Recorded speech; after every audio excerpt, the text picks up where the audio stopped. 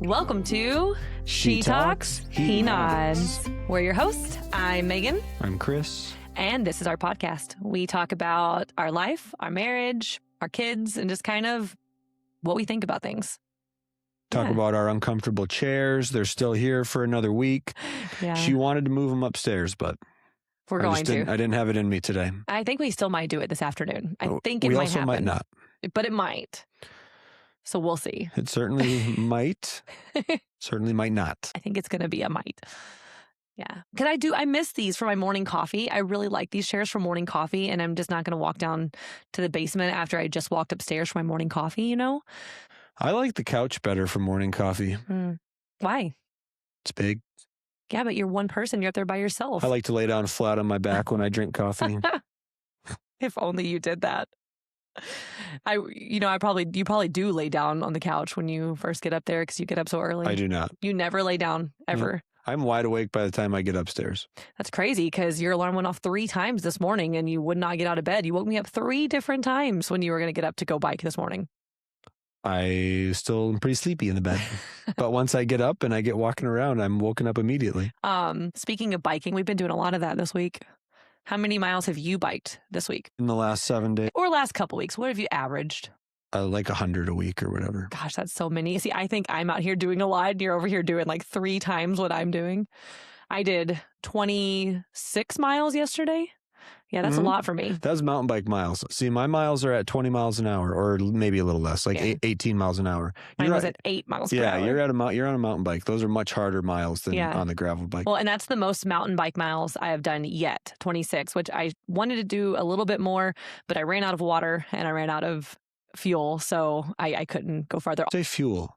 Is your bike motorized or? No. Yeah, I guess that makes sense. People who don't know biking. No, like carbs and energy to keep my body because you can't just go ride for 3 hours and not take in some calories or you will perish. Yeah, you can. You can go do that, but you will be miserable. You should not go do that. So yeah, I ran out of my carbs drink.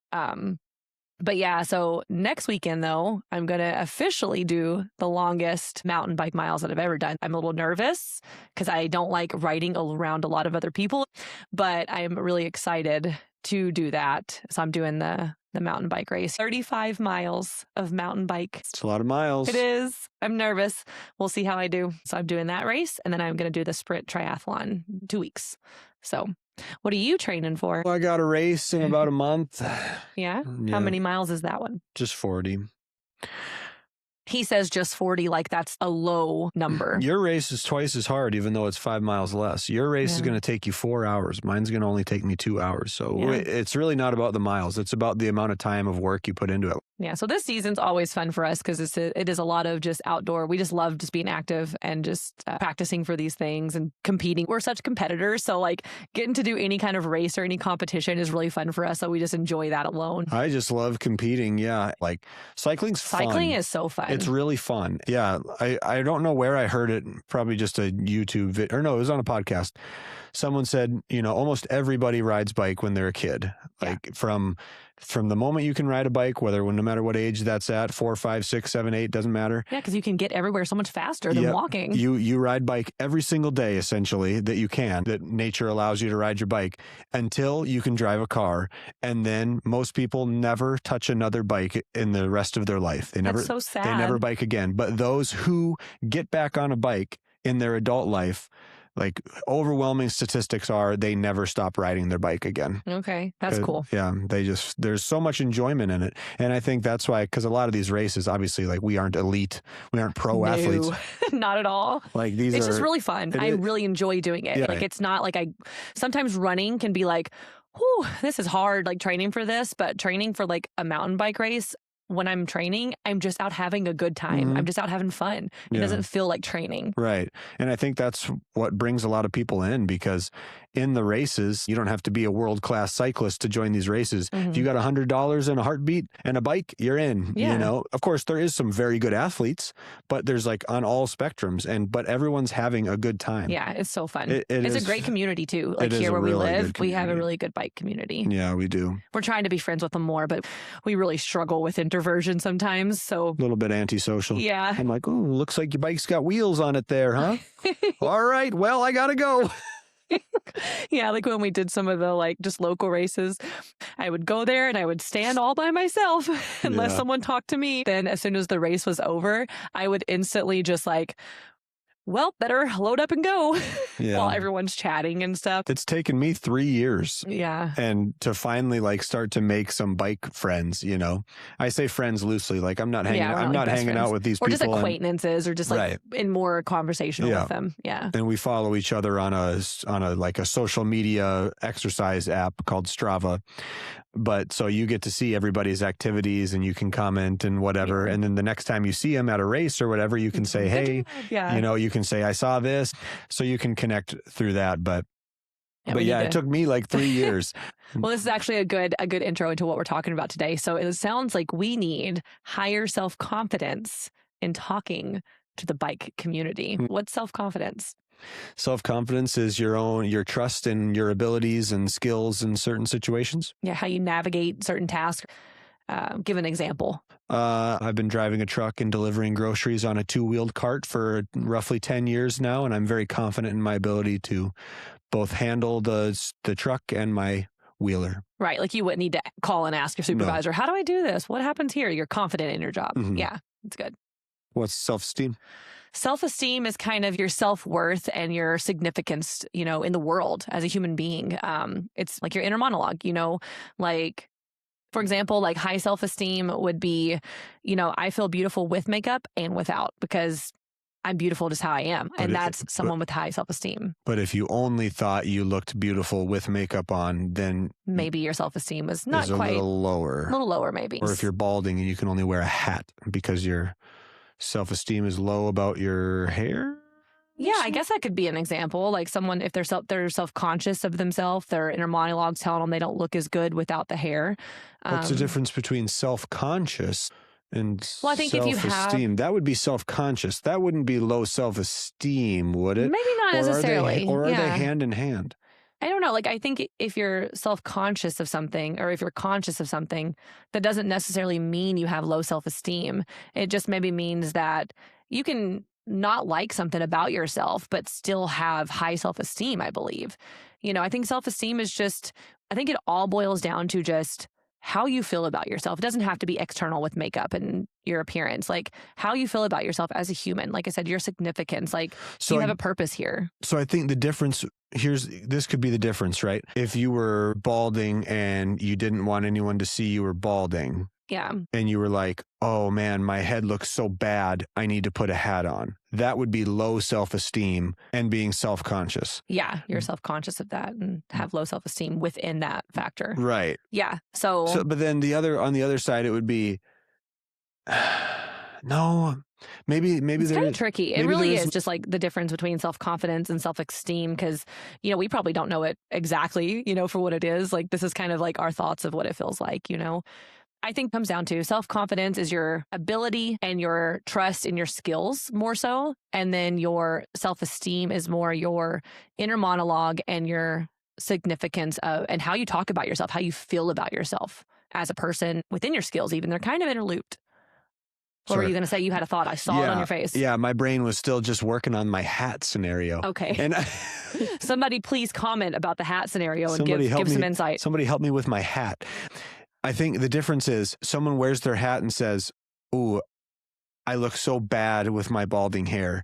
I need to put my hat on. Or someone else wants to wear a hat because they say, I look so much better with my hat on. Are those two different things? Instead of focusing on, I look so bad without my hat, or saying, I look better with my hat. Or are they not? Or am I just? Am I confused in hat worlds right now? Okay, I think I can actually kind of give a little insight on this from growing out my buzz cut. Kind of like I think because, like I've said before, hair theory is real. So I have seen myself in the past 8 months of my hair growth look at myself very differently. At 3 and 4, I pretty much would not go out without a hat. I did not like the way that I looked. I looked great with the hat, and I know I didn't look that much different, but something about that length of hair, I just didn't like it. But I don't think it really lowered my self-esteem because I knew it was a phase, and I was like, yeah, I think it's a hat day every day for 2 months. But yeah, I definitely think that your hat theory, it does play like I did feel like I needed to cover my hair to feel good about myself at that period of time. I think maybe that's the key, because I was thinking here, like, for anyone out there who's self-conscious about any, like, if they're losing their hair or whatever, like, do whatever makes you feel happy, right? That's the only answer, right? For sure. Because I'm not going to say, be confident, rock that bald head if you don't like it. Shave it all off, always wear a hat. Like there's no right answer to that. That's subjective to what the person's view is and what they want. As long as whatever you're doing is for the name of building your confidence and not like building your self-esteem, and not like doing out of shame. Like, I have to wear this hat because I'm ashamed of my head, I totally agree. Yeah. Right. As long as you're like, I just like the way I look better in my hat. Mm-hmm. And maybe you're just, I don't know. Yeah. There's nothing wrong with wanting to enhance a feature. That's just like, makeup. Makeup enhances your feature. Like, you can still feel beautiful without makeup, but still want to enhance your face with your makeup. Same with hair. You can want to add things, You think I want this chin? You think this is the profile I want?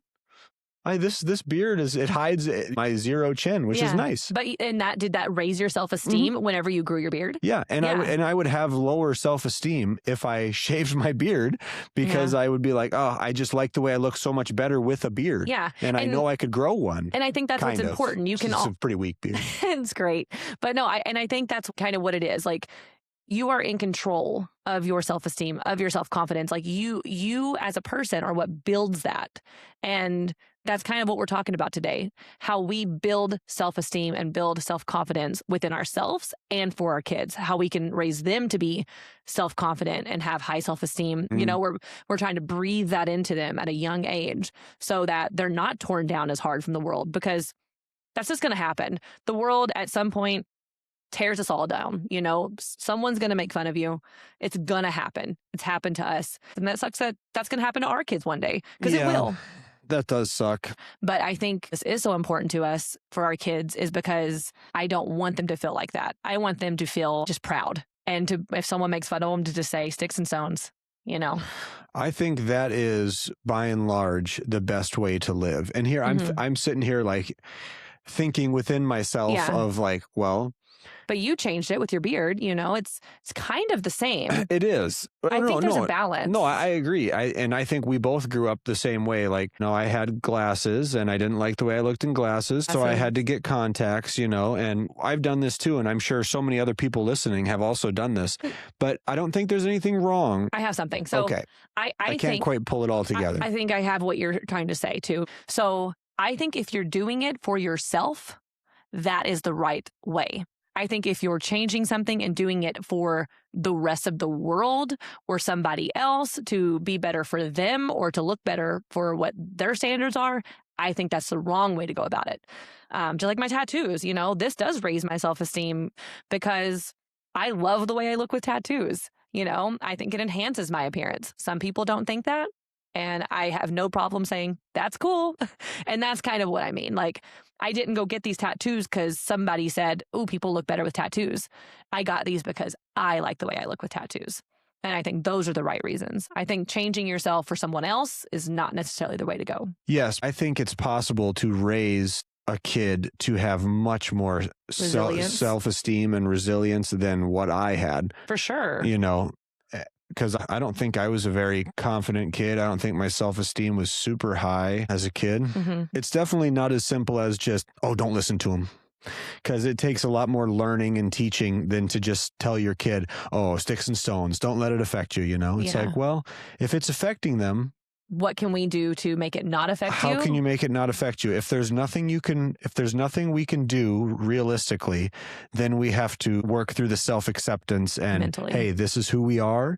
And no matter what they say, I get it. It hurts, but it should hurt a little less each time you hear it. And we're going to try to make you a little numb to it, because what they're saying truly, in the grand scheme of things, you can't control others. You can't control it. But you can control yourself. It hurts you. I get it. And it's okay it's okay to be hurt, but it's a good learning lesson of how to manage your emotions.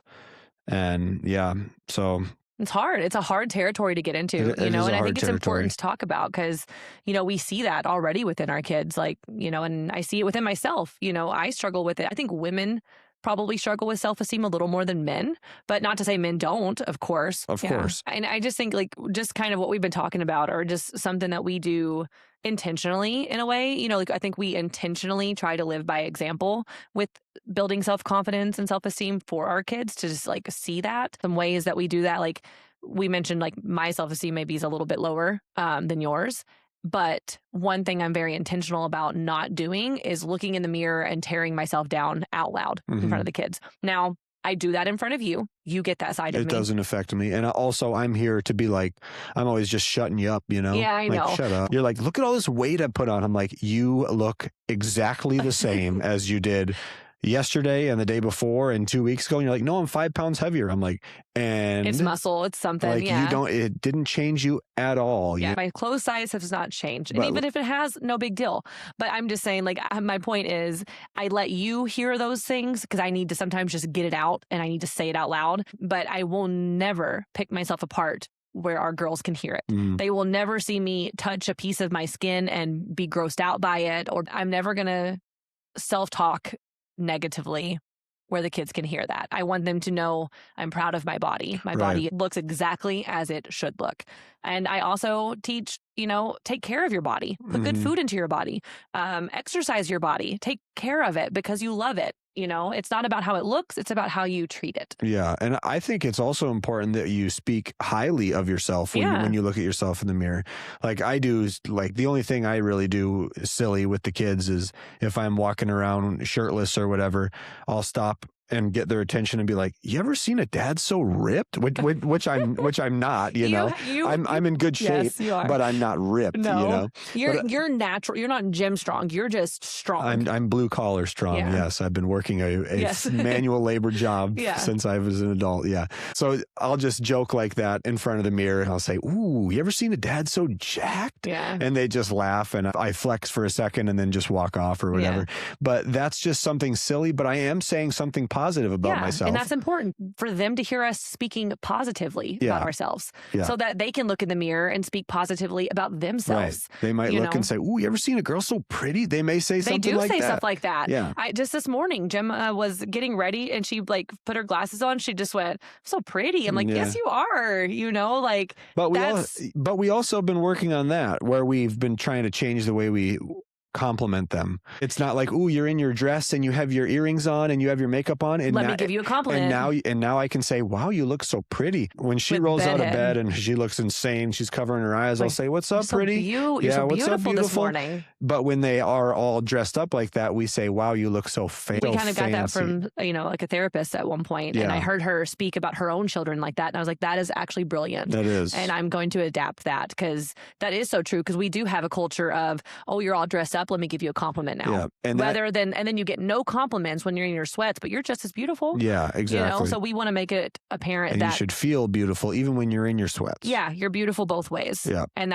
we do that for sure. You always should feel beautiful. And then when you truly do get yourself it's okay to feel enhanced. Feel that now you're feeling fancy. And that's kind of, and Gemma. Well, you can also feel extra beautiful too. You know, you're just still beautiful. It's not now you're beautiful, you're just still beautiful. Yeah. Yeah. And then another way that like I think we do it is just, I think this is more for me, but I make kind of more untraditional, bolder expressions with my style, and it kind of does show them that that's also okay. You know, I'm just a normal person. And now when I look at myself, for those that are just listening, I don't feel heavily tattooed. Kris tells me I am, but that's because he has zero tattoos. The only thing you can see is tattoos. Well, I'm saying just got a big tattoo on her butt. I'm saying for the listeners, like who have not get her throat tattooed, who has not seen me. Let me get there. I have 2 sleeves, my chest, my hands, her belly. Right, I'm saying what's visible. Leg, what's lower visible. Back. Oh, okay. What's visible to in like a normal eye. On her foot. Anyways, and then back of her head. Sorry, guys, she's not very heavily tattooed. I don't feel heavily tattooed. I just feel like a normal person. And then I have piercings on my face and stuff. It's just my vibe. I like it. And just like when I shaved my head, you know, all of those are things that aren't really traditional. You know, they're not the majority. They're more the minority to my level, I think. And I don't even think I'm at a massive level. I I think I'm pretty mild in it personally. You're definitely not mild. You're definitely not like super heavily tattooed yet. Like when you see someone who's heavily tattooed, it is like, whoa. I love it. Cuts off here. It's and beautiful. They're just a walking art piece. It is. It's really cool. But that you can see that you aren't that. And especially because your sleeves, even though they're like filled in, lighter. They're a little light. So there's really like some negative space. But yeah. I think it will change a little bit in a couple weeks when I do get my throat tattooed. And what's so great about that, though, I did ask the kids, what do you guys think about me getting my throat tattooed? And they were just like, Mom, you're going to look so good. Mm-hmm. It's going to look awesome. Don't worry about what anyone else thinks. You want this. And I know you're going to love it because they've heard me, they know that their grandparents don't love my tattoos. Yeah. Some of them, not that they dislike them. It's just not their vibe, and they know that harsh about it. They would prefer you to not have any. Yes. And so with that, that's kind of where the conversation comes. They'll be like, well, they're not going to like that. And I'm like, I know. And that's okay. And then I just kind of asked them in reverse, and then they just pretty much just built me up. And I was just like, gosh, that just goes to show that is what we are doing to them. So that's a really good feeling to have, to hear them tell us that, so that was really great. And they were just like, no, it's going to look good. Don't worry about what anyone thinks. You're going to rock it. And so I loved that. And yeah, so this is just who I am. And I think they get to see that just by example, me being their mom and you being their dad, they get to see those things that we're doing. It's for me. These tattoos are for me. My shaving my head, that was for me. I did that for nobody else.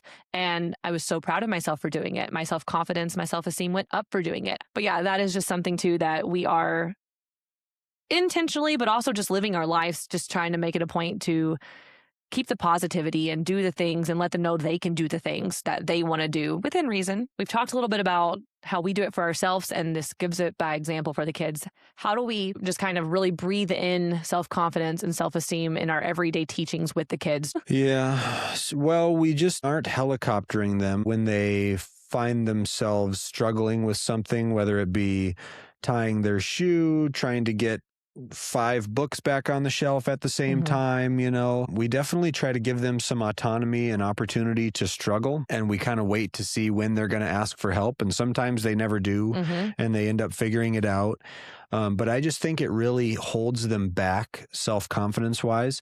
If as soon as they go to crack an egg and the first little tap on the pan is... We're trying to take over. They just barely tap it. And then you go, no, you got to do it like this. And then take over. And you take over and just do it. They don't ever get the chance. Or if they smash it and the egg, a bunch of shell goes in and egg goes over part of the pan and the other part underneath to the burner, and you don't go, just get out of here. I'll just do it. Yeah. You got to just say, we missed. Let's try again. Here we go. Let's try another one. A little softer, huh? Yeah. And that's all it takes. But I think it really is, you can really damage. I'm not sure if you're building a ton of well, maybe you are. Yeah, I think that is 100% building self-confidence. It is. Because I think self-confidence comes with just repetition, just getting reps in.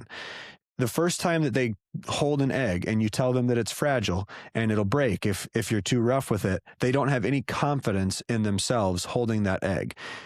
And when they go to crack it, they're really not confident. They don't know what's going to happen. How hard do I have to hit it? Is it going to explode? What's going to happen here? What's going to happen here? Yeah. And after they crack a couple eggs, well, they're starting to feel a little bit more confident. And I think everything in life is like that.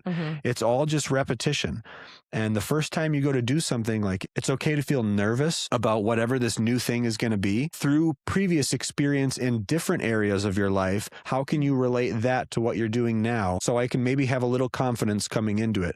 And if it's something totally brand new, well, here's step 1 in building self-confidence in whatever this may be. Yeah. Well, I think it just really boils down to letting them struggle. When they ask for help, that's your cue. You go help. You go help. Not do it. Not take over. But, like for tying shoe, like just the other morning, it took our daughter about a minute, maybe 2 minutes to do it. We were on the walk and her shoe came untied and I said, hey, your shoe's untied. And we just all stopped and we waited. And she tried it about 4 times and it just kept not quite getting in there. And then she asked, can you help me? I said, sure. And then I came down and I didn't do it for her. I showed her, remember, this is where I think you're getting caught. Make sure it goes right through here and then just go kind of slow. And then I was like, now try one more time. And then I just kind of instructed her. I was like, oh, now get it here. And she's like, yep. And then she pulled it and she got it. And then she felt good. She's like, I did it. Yep. That is self-confidence built. Yeah. She instantly said she was proud of herself. She did it. I just gave her the instruction. And I think that's with anything. I think that right there is how you raise kids to be self-confident, just letting them figure things out. I think it's super important then when they're experiencing that first time trying something with absolutely zero confidence, that you just show them that they're safe and you support them. When they're nervous to do that very first thing, it's important that you're just like, hey, you got this. Yeah. You got this. Give it a try. Here's how you do it. If you have any questions, let me know. I'm right here. Basically, there's nothing like with cracking an egg. There's nothing you can do that can hurt you. Give it a try. Yeah. Just crack it. Yep. Give it a try. Yeah. The best way to learn is to fail. Yep. That's how we learn. 100%. Right. Or just to say, well, the pan's hot, so don't put your hand on the pan. Well, they usually crack into a bowl, but. I crack into the pan. Yeah. But it's like, exactly. If it's in a bowl, then it's, there's nothing here that can hurt you.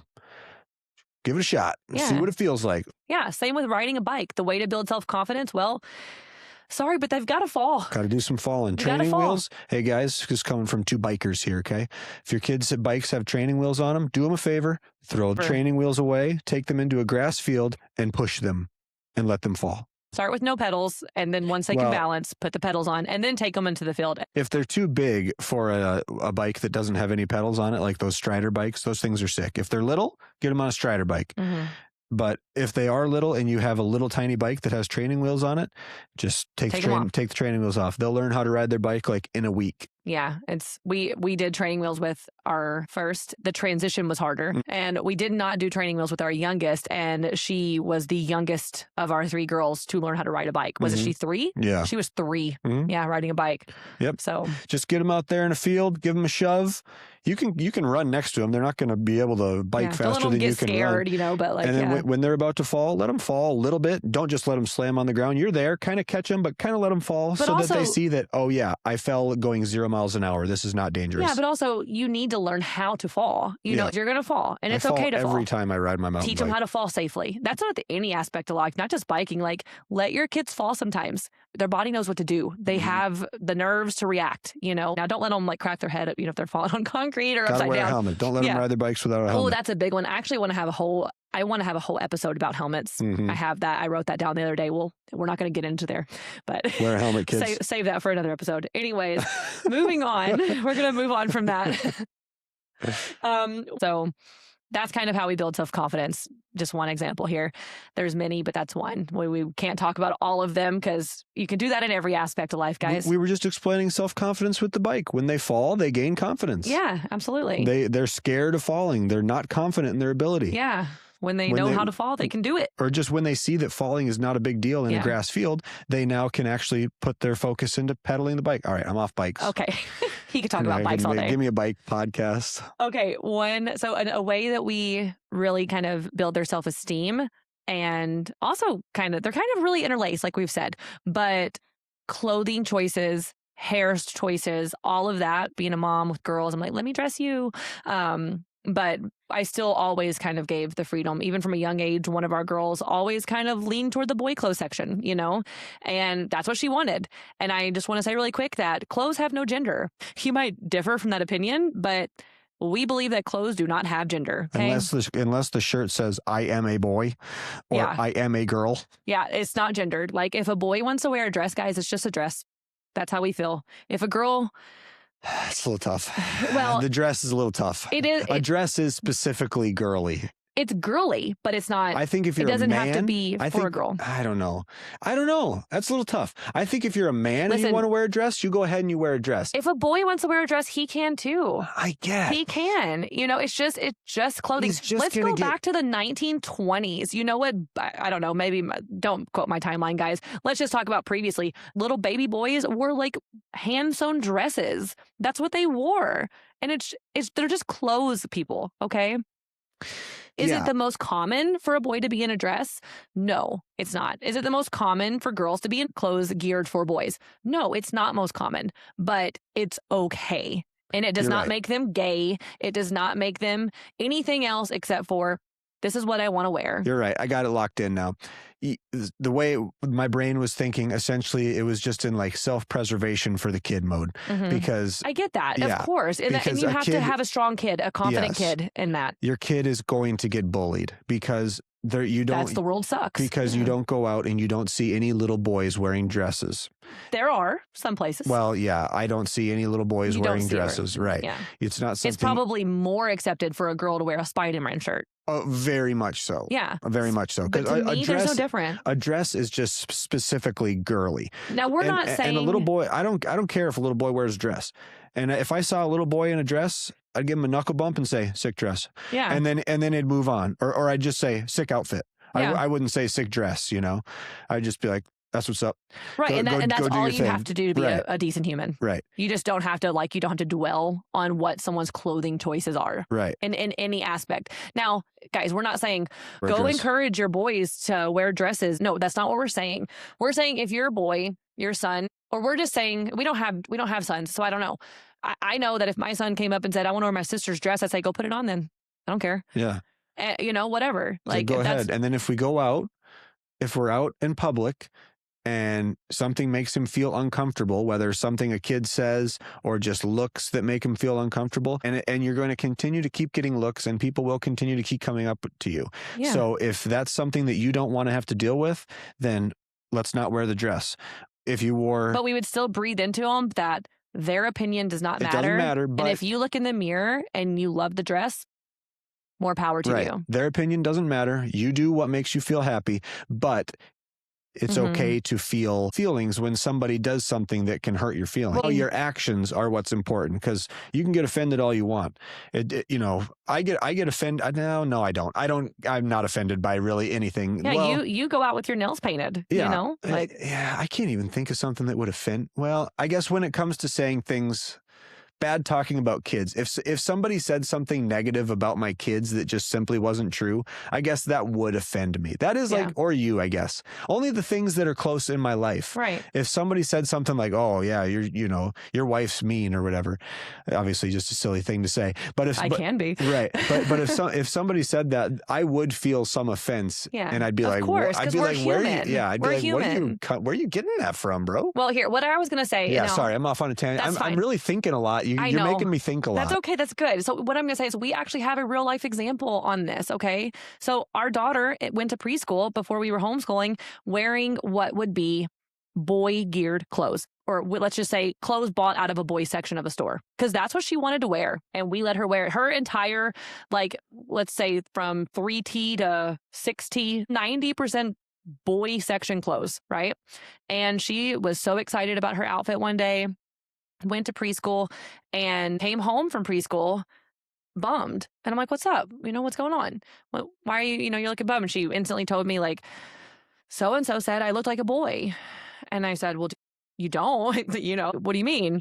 She said I was wearing boy clothes and I looked like a boy and then I'm a boy. And I said, what did you say? And she said, I'm not. And I'm like, well, you're right. You're not, you're a girl. You're a girl. You're just wearing clothes.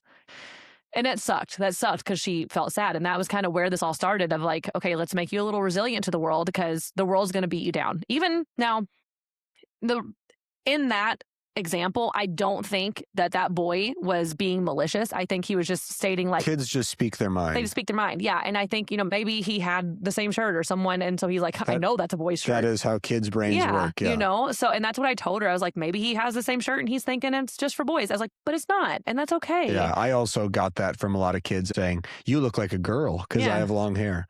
And I would just, have to be like, oh, well, I would just say, well, it's just hair. Yeah. If you didn't cut yours would be long like mine. Doesn't make me a girl. Yeah. So, and with that example though, it's just at that moment, it's okay, if you want to dress like this, let me just teach you. How do you feel? I feel good about my outfit. Okay. That's all that matters. And I was like, and if he says that again, or if someone else says something like that, all you have to say is, well, I'm not a boy and I don't think these are boy clothes. I like the clothes, and the thing is, the outfit wasn't even that boyish. It was just like a hoodie. It was a hoodie and jeans, but nonetheless, it's okay to, if you like that and that's your style and that's what you want to wear it and be ready. Like kind of what you were saying. Yeah. It's good to teach them if this is your choice, no, it's not the norm. It's not like the most common, it's not the majority. And if you are not in the majority, you're going to stand out. People are going to see you as different, even though you're not. And you have to just be ready for that. And some of those people are like people I'm the proudest of sometimes, the people that can be bold, be themselves, just so authentic. Like, I don't care what you think. We saw some like 20-something-year-old guy walking around in Costco, just like full suit, kind of like a little bit. Yeah. It was kind of like, it's like right out of the 1920s. Yeah, it was. It was really old fashioned style. And he stood out. We both just looked at it and we're like, that is sick. Love it. Yeah. And he just, was living his life. I mean, who knows? Maybe he was coming from a cosplay. Maybe not. I don't know. But I hope that was just his general style. I love it. I think so too. And we kind of just want to teach our kids that whatever makes you happy within reason, of course, of like safety, I guess, we'll say it that way. We want you to just look in the mirror and be proud of what you're wearing. And again, we're not going and saying, hey, do you want to go shop in the boys section? I think you'll like these. No, we're just like, we go into a store and we're like, what do you want? And wherever they go to, like, do they have Spider-Man shirts here? We're like, oh, let's go look over here. I don't say, let's go to the boys section. Mm-hmm. I say, let's go look over here. And then we find it and they want to buy it. And that's it. Mm-hmm. If they say, do they have pink dresses here? I say, let's go look over here. And then we go over there. Here's the dress section. Yeah, it's the dress section. Here's the Spider-Man section. And it's just kind of as simple as that for us. And that may not be for everybody, and that's fine. It's certainly not for everybody. The entire world is divided in boys and girls. We go to the dentist and they get done and they're like, here you go. Pick from this. Here you go. Pick a toothbrush out of this drawer. And Jovi looks at it and it's all princess stuff. Like, I don't want any of this. Goes, do you have anything else? You have any superheroes? and they're just like, nope, this is all we have. And then I have to say, do you have a boy? Can you show her the boy drawer? Do you have a boy drawer? Oh. And they pull out and Jovi's like, here we go, the Hulk, thank you very much. Yeah, and that's not to say that anyone's doing that intentionally. It's just kind of how the world is. Yeah. And that's okay. And I've kind of always been a little bit of against the grain kind of rebel soul. So like for me, it's just kind of normal, I guess, to feel that way. And again, like I've said, did I say it already? Like Jonathan Van Ness rocks a dress better than anyone I've ever seen. He's a beautiful man. Yeah, like they're just close. Okay. That's how I feel. If you just teach them and educate a little bit, it's really not a big deal. Also, teach your kids not to make fun of other kids for being different. There you go. I said it. Yeah, that's where it should start. Yeah. Because kids are brutal. Yeah. My kid is taught to not go up to your kid and say something negative about how their appearance is or anything like that. Now, if they do it, we'll talk to them about it. Yeah. But they are taught to be kind to people, no matter if they're different or not. If you don't have something nice to say, it's okay to just not say anything. Yeah. You can if you have an opinion that may not make somebody feel better, then it's okay. It's okay to hold it. You could say nothing. Everyone has their own opinion. Yes. Okay. In just throwing your negative opinion at somebody, that's a no. Right. If somebody asks, you don't have to say, if you ask me, do you like my hair? I don't have to say, no, I think it looks really bad on you. Yeah. Now that is something or you don't that's even say negative you're simple. to say. No, I don't like it. You would just say, it's not for me, or I think I liked your hair before a little better. See, I don't even think you have to say that. Like, I think you can even keep it more positive just to be polite. I think there's a polite, like, I can think you can say, I think that's a good haircut for you. You don't really, you know what I mean? Like, I think that works for you. Yeah, but that's not if a kid, we're talking about kids here. Yes. I think if someone asks your opinion, now here's the problem. If they never ask a question that you can't handle the answer for. Okay, I agree. So ahead. If you ask a question, you have now accepted whatever they're going to say. But the person who the question was asked, you should still be thoughtful in your response. Yeah, you could say you don't like it in a polite way. In a polite way. I agree with what you're saying. I think that's the way to go. The world does not have to be completely positive. You can have your own opinion and live by it. I agree with that. And if you ask me that, the person I love, I'm not going to lie. I'm going to be honest. Yeah, I'm going to be honest with you. And if you said, hey, and like even with your short hair, of course, you were unsure. Of course, you felt like you liked your short hair, right? Mm-hmm. You really liked it. Like my buzz cut? Yes, your buzz cut. You also asked me a lot because you know that I prefer long hair. Yeah. And so you're like, well, you constantly ask me, do you like it? Yeah. I liked your buzz cut. Of course, I did not like it near as much as your long hair. Yeah. Of course. I think you looked great in a buzz cut. Yeah. Right. But even if I didn't like it, when you asked me the first time, what do you think? I would have said, it's just not for what me. I thought it was going to be. Yeah, I'd say it's not for me. But luckily I pulled it off. You did. So you got a peanut head. It's a nice head, but instead you called me a kiwi head. Yeah, it felt like a kiwi. Looked like a kiwi. I miss just rubbing it. We've been getting off so much. Yeah, that's another thing we'll go into. We let them explore with their hair. Hair, guys, it grows back. Okay, now it's hard for a mama. Okay, I get it. I know it's hard. She wanted to cut it to her ears. And she did when she was like, 4, 5, 6? I don't even remember. 5 maybe. She cut it all the way to her ears and like short in the back and like almost shaved on one side. I loved it. And then her hair just now got like really long again. And she was like, I want to shave one side. And I was like, yeah, that'll be cool. But like, discuss it so that it's not just like a rash decision. We want to like make sure she goes through pictures and make sure she's going to like it. And also understand that if you don't like it, here's what you're going to have to deal with until it gets grown back out again. But she loved it and she rocks it. She looks so rocker right now. And that's kind of her style. She's kind of like a little alternative, gothy moments and has like a little bit of that. And I love it. And I wanted to actually share a story about that. The self-esteem and self-confidence building with this little story is she was dressed kind of more on the heavier side of the gothic look. She has like these fishnets, sleeves, one red and one black. And basically long gloves. Yeah, they're fishnets. Yeah. But they hook around her thumb, so like they stay on her hand. And then they go all the way to her like elbow. And they're really sick. Yeah, she looked so cute. She had I can't even remember what she was wearing all in that day, but I know she had like her black lipstick on that day, some like leather jacket. No, it must not have been a leather jacket because she had her fishnets. Things. Yeah, she had no sleeves on, but she was just dressed a little heavier, and she had went to the bathroom and came back and she was like, Mom, someone was, like staring at me in the bathroom. And I was like, well, did they say anything? And like, I could tell, like, she was really high self-esteem leaving the house. Was and it then a kid staring? It was like like a young, like a kid, not a older than her, but not a teenager. Older than her, but not a teenager. Yeah. And she came back from the bathroom and her self-esteem seemed lower, than it was when she went to the bathroom. And we had a really good talk. And one thing I really love that we can do with building self-esteem is just to give them an alternative perspective of what they might be thinking. So I don't know what the girl was thinking, but here's what I wanted to breathe into her at this moment. And I said, well, what do you think she was looking at you for? She's like, well, because of the way I'm dressed. And I was like, well, what do you mean? And she said, well, because I'm dressed different than everyone else. And I was like, well, yeah, you are. And then I said, but do you like how you're dressed? How do you feel about what you're wearing and how you look? She's like, I love it. Like this is like really my style. And I was like, that's great. And then the way that I gave her a different perspective. And what I loved about this particular conversation is she came into this conversation and she was like really down, like really self-conscious, really down. And I said this next thing to her and her smile, like it just came from like a really listening and really like in her head to like a smile of happiness and relief. And what I told her was, I said, what if that girl was looking at you because like she really liked your outfit? She didn't say it, she didn't compliment you, but what if she was just really like in her head looking at you thinking, man, I've been wanting to like dress a little bit different than everyone else. And here's this girl doing it. So maybe she was looking at you thinking, I can do that too. Like she's out here being brave and bold and unique and different.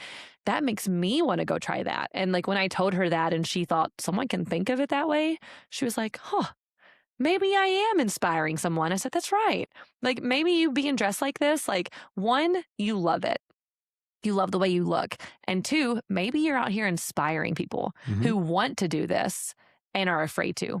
You might be giving them a brave aspect in their life to go out and try to be bold. Just let her know that could be a possibility. Then she took a negative and turned it into a positive within her own head. And that's just kind of one way that we try to build that in. Yeah, I think that's like a super good, I feel like you taught that so well. Like there's a big difference between if she would have came back and said, someone was staring at me in the bathroom and you just say, don't let him get to you.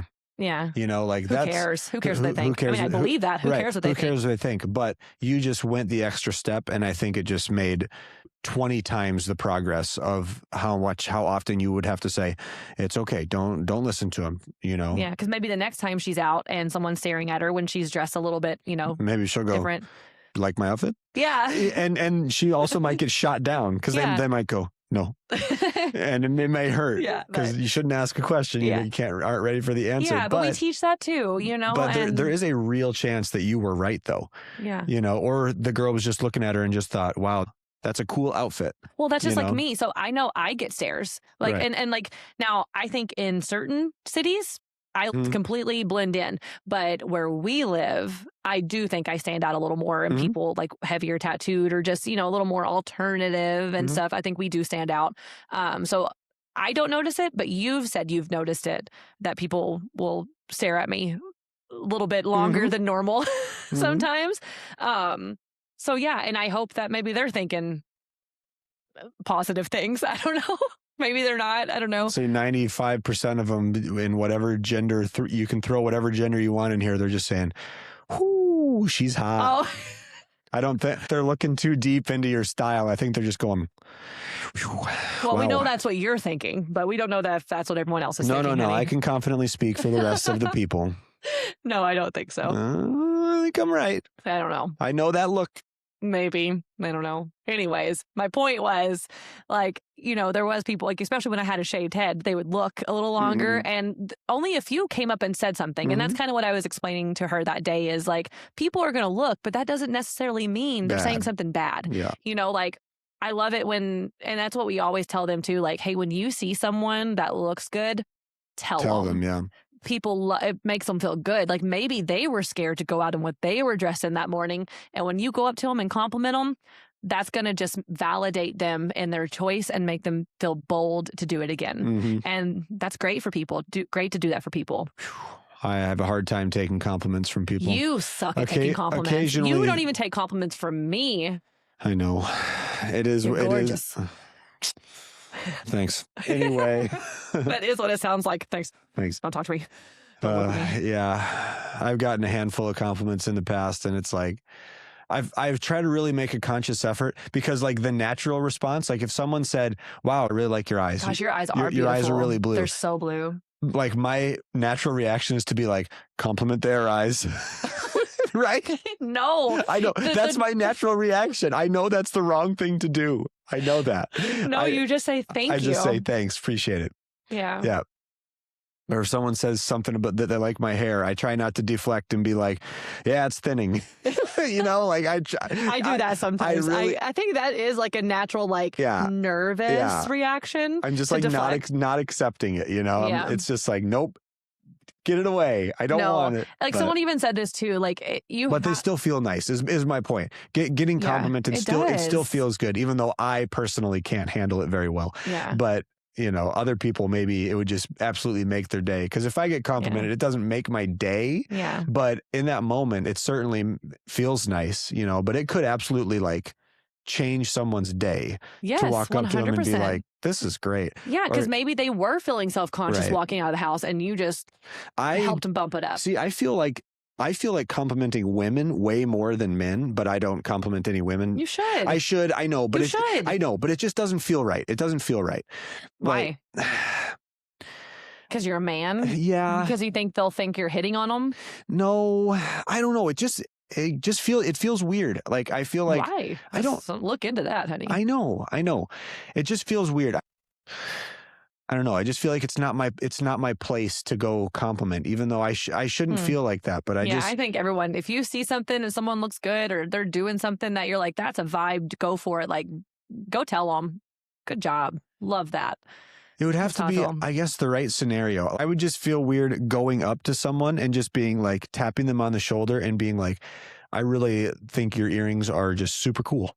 Or like if I held a door for someone and they walked in and I just said, sweet coat looks great. I think that's a good appropriate time. Cool, I don't think cool going coat. out of your way, like someone's in the middle of a conversation, you like go stop the conversation I just would to never. compliment. Yeah, like that's I what would I mean. absolutely But never. no, in passing, like give the compliment. You're just passing someone, Yeah, that's true. That feels more natural. If I was walking past somebody, because if I went up to somebody, it would be that might be taken as awkward. Yes. Like why are they coming up to me? And it That's feels weird. awkward. That's why I don't do it. Yeah, if it feels icky, don't do it. If it feels good, do it. I feel like as long as I can never stop moving, okay, that feels better. Yeah, If I just can never stop and I just say if I just said sick coat, I mean, and kept moving, that would feel better to me. Right, but think about it well, you're not good at taking compliments, but I was gonna say, like, to me, like, I've been in the gym and people have came up to me and given me a compliment, like on my tattoos or my hair, Never on your muscles though. That's weird. That's okay. But they have, and like I had to take, in the gym, I had to take my AirPod out, like, so they do have to come like tap me, or like I see them walking to me and I'm like, and I don't find it weird. I didn't find it weird. So maybe there's something there too. One more thing. So what I just want to say really quick is within sports, one way we build self-confidence is just kind of no matter what the skill is, you have to practice, you have to put in the hard work. And if you see someone and they're better than you, and if you want to be as good as them, well, you have to work harder. And that's going to build your self-confidence is just putting in that hard work. Yeah, because there's two different mentalities you can have with that. You can look at them and say, oh, I'll never be as good as them. Or you can look at them and say, wow, they're good. How did they get good? How can I do that? Yeah. Those are the two. And I have option B. Yeah. I've never looked at somebody and said, I'll never be that good. And option B is what we're trying to teach our kids and to make them self-confident in those areas of life. Okay, so there's lots of ways we want to build our kids up and help our kids build other kids up and other people up in general. Like putting that out into the world, I think is just a positive. Giving that a positive light is what's really important. And I want to continue that. And I hope someone heard something and wants to do that too. For yourself, for other people, for anything. Yeah. And please feel free to comment and let us know your opinions or what you do differently than us. Or if you have any questions, we'd be happy to try to answer any questions on future shows. For sure. But yeah, we have to wrap this. And if you could also rate and review. Still need those ratings and reviews. Still need the ratings, still need the reviewings. Subscribe on YouTube and if you want to see our faces. These faces they're sight worthy. They are good faces. Look at his face. High self-esteem face right here. Look at this. That's a confident face. I'm confident I'm a 6. Thanks for listening, guys. Thank you. Love you. Bye. Love you. Bye. Why did I just do peace signs? No.